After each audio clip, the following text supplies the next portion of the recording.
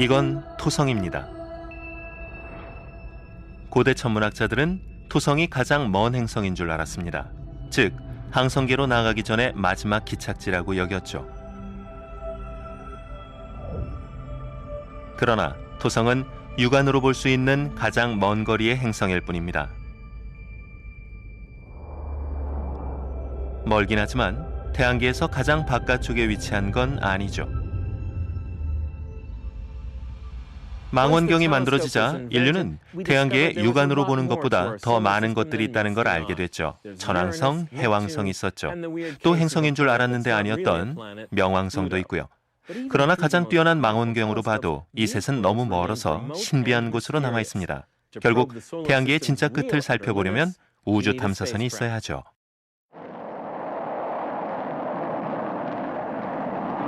(1977년) 보이저 2호가 우주의 역사를 새로 쓸 대장정의 여행을 떠났습니다.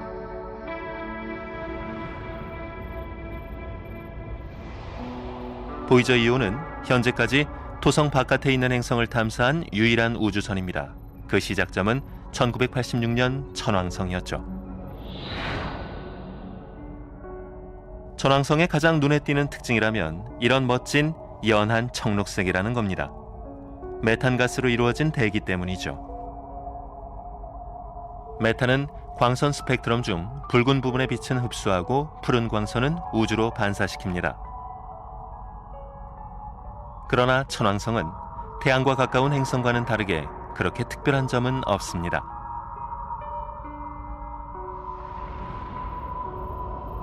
계속해서 여행을 이어가던 보이저 2호는 태양과 토성까지의 거리의 3배나 되는 길을 지난 뒤 마침내 태양계에서 가장 바깥쪽에 위치한 해왕성에 도착하게 됩니다.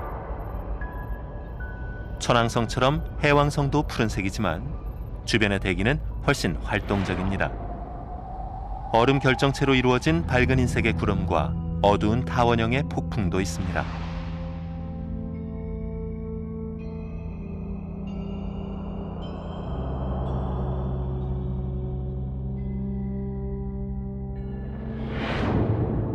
목성에 비하면 천왕성과 해왕성은 작습니다.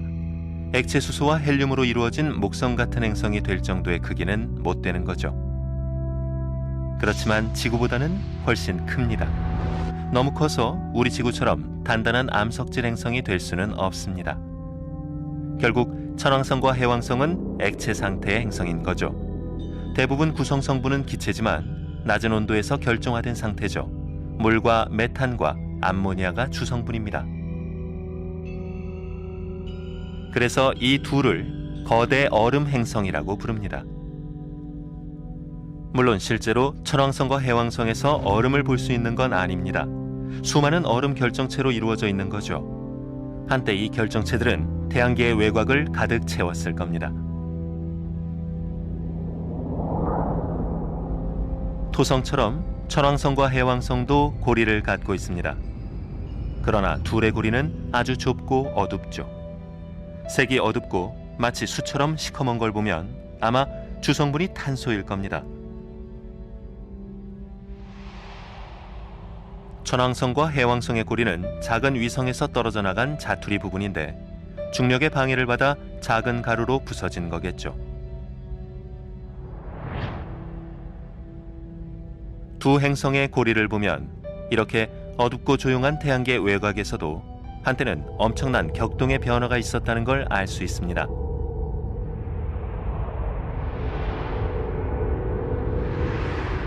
천왕성을 보면 거의 옆으로 누운 듯이 기울어져 있습니다. 그래서 꼭대기를 중심으로 도는 게 아니라 볼링공처럼 굴러가죠. 구르는 축은 태양 쪽을 향하고 있습니다.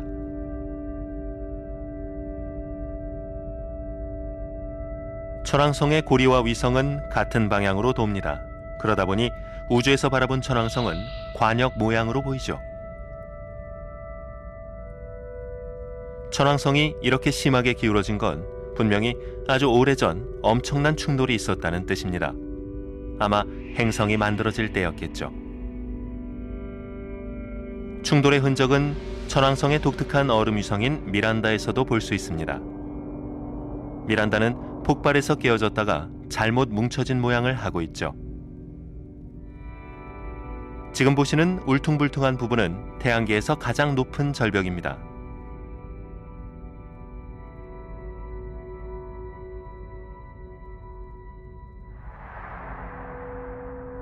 그에 반해 해왕성의 가장 큰 위성인 트리톤은 해왕성과 반대 방향으로 돕니다.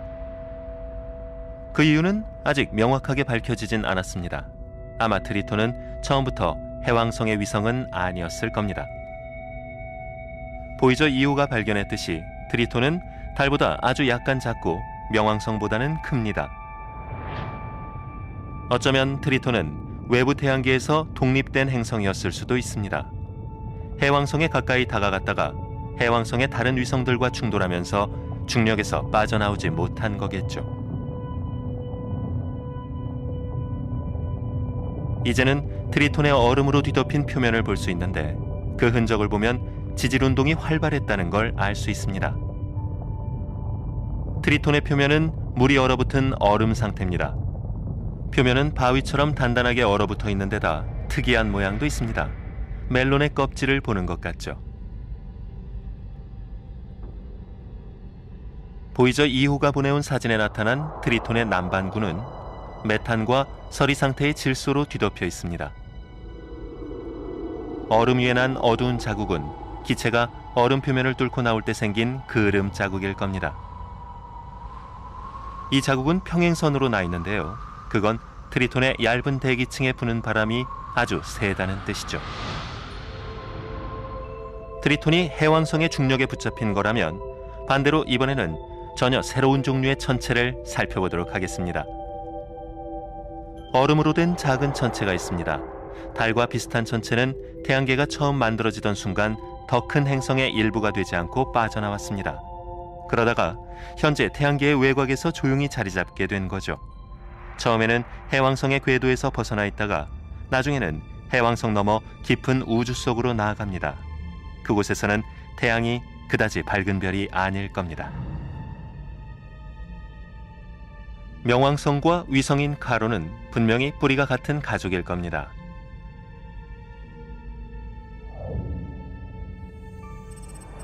명왕성이 처음 발견됐을 때는 태양계의 9번째 행성으로 대접받았죠.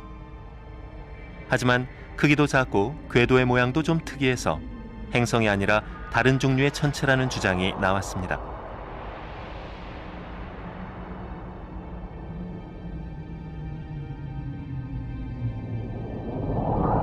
최근 들어 명왕성과 비슷한 거리에서 천체가 몇 개 더 발견됐습니다. 그 중에는 2003년에 발견된 에리스가 있죠. 에리스는 명왕성보다 더 큽니다. 하지만 10번째 행성이 되진 못했죠. 그 대신 앞으로도 천체가 더 발견될 거라고 생각한 천문학자들은 명왕성을 행성에서 제외시켰습니다. 이제 명왕성과 에리스는 행성이 아닌 새로운 명칭으로 분류됐습니다. 바로 외행성이죠. 명왕성과 에리스를 비롯한 여러 외행성이 있는 지역은 카이퍼 벨트라고 불립니다. 카이퍼 벨트에서는 직경 100km가 넘는 독립된 천체들이 7만 개 정도는 있을 거라고 예측되고 있습니다. 그렇다고 다 비슷한 형태는 아닙니다. 예를 들어 카이퍼 벨트에 속한 세드나는 화성보다도 더 붉습니다. 세드나가 붉은 건 화학 변화 때문인데 수십억 년 동안 세드나의 얼음 표면에 갇힌 유기 분자가 우주 방사선에 노출됐기 때문일 겁니다. 세드나의 궤도는 카이퍼 벨트를 훨씬 더 벗어나 있습니다. 그런 걸 보면 태양계에는 아직도 우리 눈에 띄지 않는 많은 천체들이 숨어 있을 수 있습니다.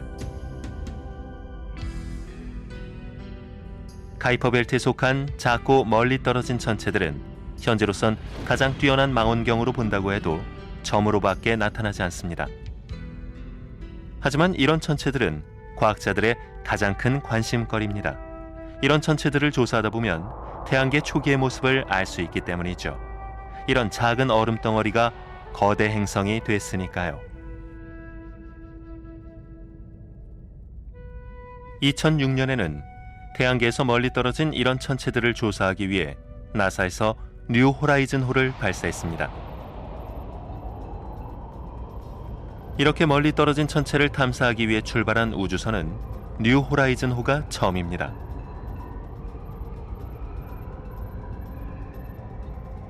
현재 뉴 호라이즌호는 태양계의 끝을 향해 날아가고 있습니다. 비행 예정을 보면 2015년에 명왕성에 도착한다는군요. 명왕성에 도착해도 속도가 아주 빠르기 때문에 궤도 진입은 어렵습니다. 그 대신 명왕성과 카론을 지나가면서 우리에게 여러 사진과 데이터를 보내줄 겁니다. 외 행성의 실제 모습을 볼 수 있는 최초의 순간이 오겠군요. 뉴 호라이즌호는 명왕성 주변을 최대한 근접 비행할 겁니다. 거의 50m 거리에서 명왕성의 얼어붙은 표면의 작은 특징까지 포착하고 과거 지질 활동의 흔적을 살펴볼 겁니다. 명왕성을 지난 후에는 카이퍼 벨트의 다른 천체들도 살펴볼 겁니다. 어쩌면 아직 발견하지 못한 천체들도 볼 수 있겠죠. 뉴 호라이즌호가 성공하면 지금은 멀고 신비롭게만 느껴지는 태양계의 끝이 조금은 친숙하게 다가올 겁니다.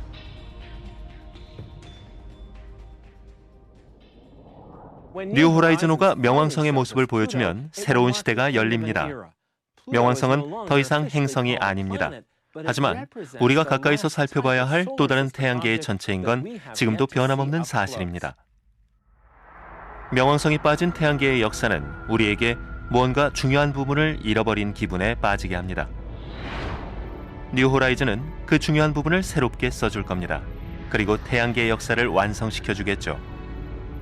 다양한 천체가 존재하는 태양계가 완성되는 순간일 겁니다. 불타는 태양에서 암흑 속의 카이퍼 벨트까지 전체를 이어주는 거죠.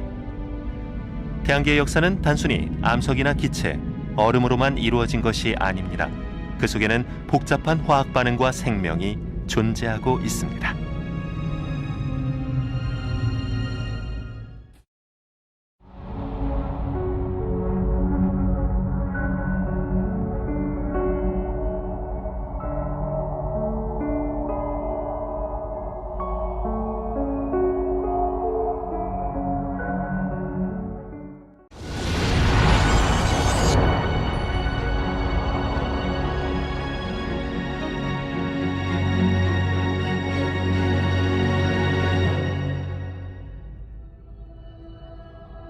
이건 토성입니다.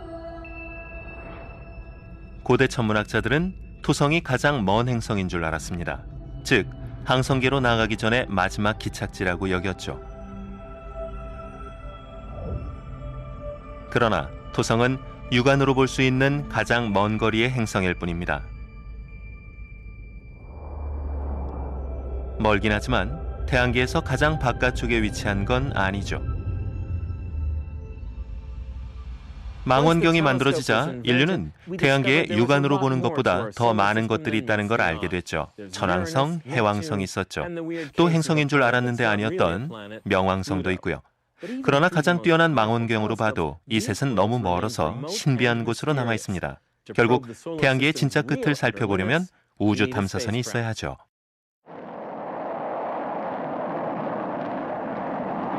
(1977년) 보이저 2호가 우주의 역사를 새로 쓸 대장정의 여행을 떠났습니다.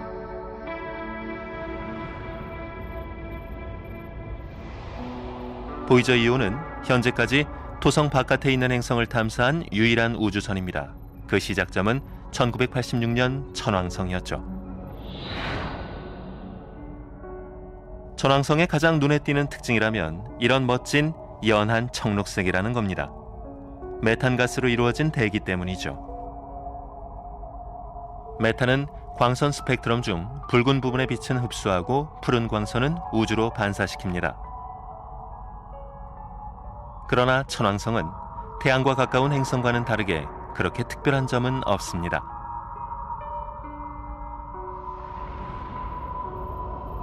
계속해서 여행을 이어가던 보이저 2호는 태양과 토성까지의 거리의 3배나 되는 길을 지난 뒤 마침내 태양계에서 가장 바깥쪽에 위치한 해왕성에 도착하게 됩니다.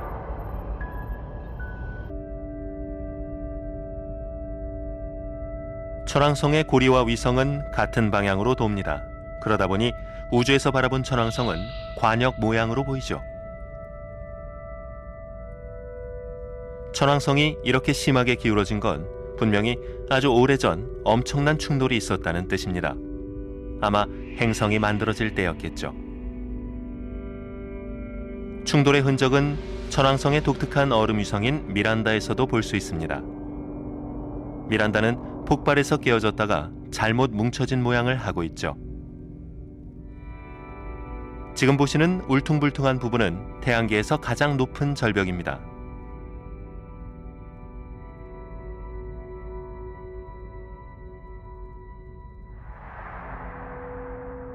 그에 반해 해왕성의 가장 큰 위성인 트리톤은 해왕성과 반대 방향으로 돕니다. 그 이유는 아직 명확하게 밝혀지진 않았습니다. 아마 트리톤은 처음부터 해왕성의 위성은 아니었을 겁니다. 보이저 2호가 발견했듯이 트리톤은 달보다 아주 약간 작고 명왕성보다는 큽니다. 어쩌면 트리톤은 외부 태양계에서 독립된 행성이었을 수도 있습니다. 해왕성에 가까이 다가갔다가 해왕성의 다른 위성들과 충돌하면서 중력에서 빠져나오지 못한 거겠죠. 이제는 트리톤의 얼음으로 뒤덮인 표면을 볼 수 있는데 그 흔적을 보면 지질운동이 활발했다는 걸 알 수 있습니다. 트리톤의 표면은 물이 얼어붙은 얼음 상태입니다. 표면은 바위처럼 단단하게 얼어붙어 있는 데다 특이한 모양도 있습니다. 멜론의 껍질을 보는 것 같죠. 보이저 2호가 보내온 사진에 나타난 트리톤의 남반구는 메탄과 서리 상태의 질소로 뒤덮여 있습니다. 얼음 위에 난 어두운 자국은 기체가 얼음 표면을 뚫고 나올 때 생긴 그을음 자국일 겁니다. 이 자국은 평행선으로 나 있는데요. 그건 트리톤의 얇은 대기 동안 세드나의 얼음 표면에 갇힌 유기 분자가 우주 방사선에 노출됐기 때문일 겁니다. 세드나의 궤도는 카이퍼 벨트를 훨씬 더 벗어나 있습니다. 그런 걸 보면 태양계에는 아직도 우리 눈에 띄지 않는 많은 천체들이 숨어 있을 수 있습니다. 카이퍼 벨트에 속한 작고 멀리 떨어진 천체들은 현재로선 가장 뛰어난 망원경으로 본다고 해도 점으로밖에 나타나지 않습니다. 하지만 이런 천체들은 과학자들의 가장 큰 관심거리입니다. 이런 천체들을 조사하다 보면 태양계 초기의 모습을 알 수 있기 때문이죠. 이런 작은 얼음 덩어리가 거대 행성이 됐으니까요. 2006년에는 태양계에서 멀리 떨어진 이런 천체들을 조사하기 위해 나사에서 뉴 호라이즌 호를 발사했습니다. 이렇게 멀리 떨어진 천체를 탐사하기 위해 출발한 우주선은 뉴 호라이즌 호가 처음입니다.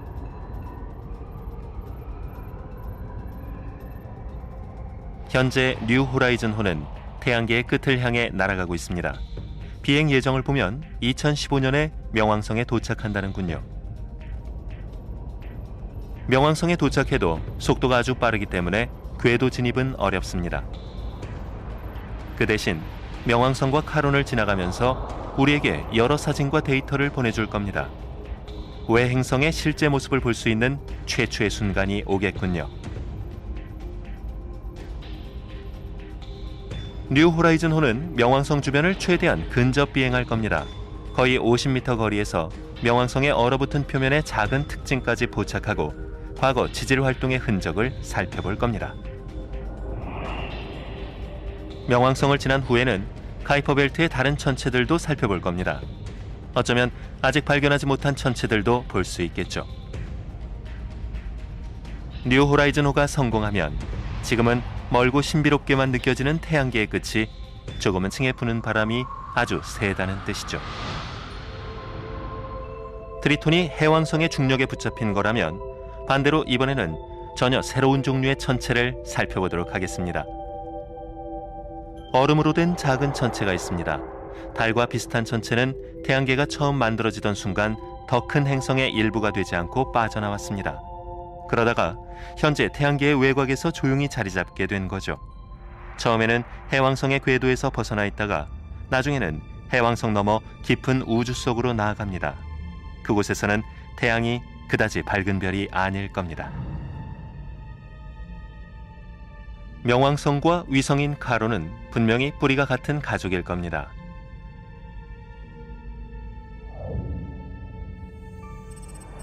명왕성이 처음 발견됐을 때는 태양계의 9번째 행성으로 대접받았죠. 하지만 크기도 작고 궤도의 모양도 좀 특이해서 행성이 아니라 다른 종류의 천체라는 주장이 나왔습니다.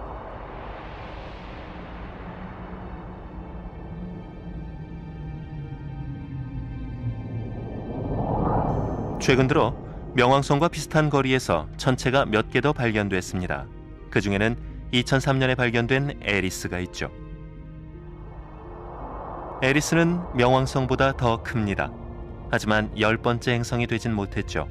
그 대신 앞으로도 천체가 더 발견될 거라고 생각한 천문학자들은 명왕성을 행성에서 제외시켰습니다. 이제 명왕성과 에리스는 행성이 아닌 새로운 명칭으로 분류됐습니다. 바로 외행성이죠. 명왕성과 에리스를 비롯한 여러 외행성이 있는 지역은 카이퍼 벨트라고 불립니다. 카이퍼 벨트에서는 직경 100km가 넘는 독립된 천체들이 7만 개 정도는 있을 거라고 예측되고 있습니다. 그렇다고 다 비슷한 형태는 아닙니다. 예를 들어 카이퍼 벨트에 속한 세드나는 화성보다도 더 붉습니다. 세드나가 붉은 건 화학 변화 때문인데 수십억 년 천왕성처럼 해왕성도 푸른색이지만 주변의 대기는 훨씬 활동적입니다.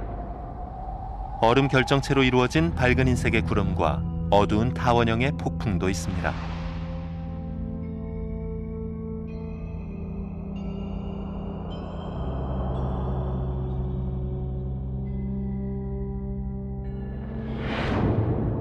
목성에 비하면 천왕성과 해왕성은 작습니다.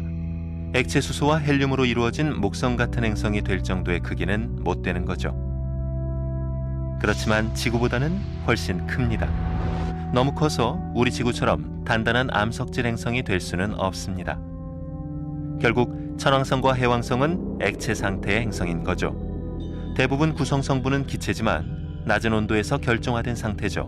물과 메탄과 암모니아가 주성분입니다. 그래서 이 둘을 거대 얼음 행성이라고 부릅니다.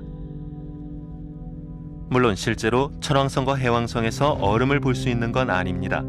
수많은 얼음 결정체로 이루어져 있는 거죠. 한때 이 결정체들은 태양계의 외곽을 가득 채웠을 겁니다. 토성처럼 천왕성과 해왕성도 고리를 갖고 있습니다. 그러나 둘의 고리는 아주 좁고 어둡죠. 색이 어둡고 마치 수처럼 시커먼 걸 보면 아마 주성분이 탄소일 겁니다. 천왕성과 해왕성의 고리는 작은 위성에서 떨어져 나간 자투리 부분인데 중력의 방해를 받아 작은 가루로 부서진 거겠죠. 두 행성의 고리를 보면 이렇게 어둡고 조용한 태양계 외곽에서도 한때는 엄청난 격동의 변화가 있었다는 걸 알 수 있습니다.